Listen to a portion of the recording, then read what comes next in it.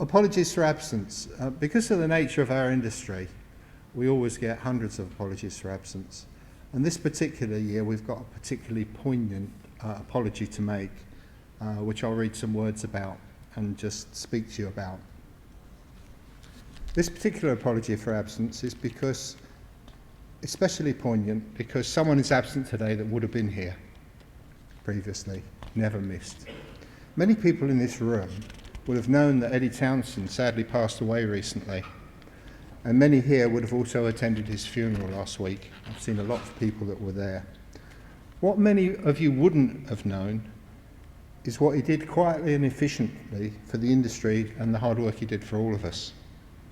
Around 30 years ago, I did an LBC radio interview when London wasn't licensed. All sorts of things were happening in terms of safety, and it was regarding the licensing of private hire. I got a phone call from two very excitable guys after that. One of them was Eddie, the other was Peter Waterhouse. And Peter Waterhouse was, even though he's long out of the trade, he was there last week to pay his respects. Eddie said that alongside a few others, Peter and him, and there's a few people in the audience, I see George and a few of the others here today, were campaigning for licensing and campaigning to make the world a safer place for everybody. That started for me a working relationship and friendship which lasts for 30 years. I spoke to Eddie just before he went on his holiday, where he sadly passed away. He said, "I'll see you at Milton Keynes on the 17th and I'll see you at the Road Show." He was ever present, and he was ever present for everybody. I'm going to be writing a formal tribute to Eddie, which I will get out through our channels, because there's a lot to be said about a man that did so much for all of us. And we spoke on a weekly, daily basis, and I was privileged enough that he rang me and spoke to me for an hour just before his last trip.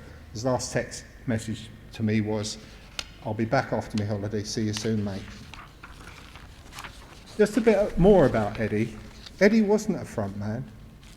He was the honest, reliable, hard-working engine room, the master of things, who was always there and always available to everybody. Anybody rung Eddie up, he'd be there for you. He wasn't often the man with the microphone, but when he picked it up, you listened.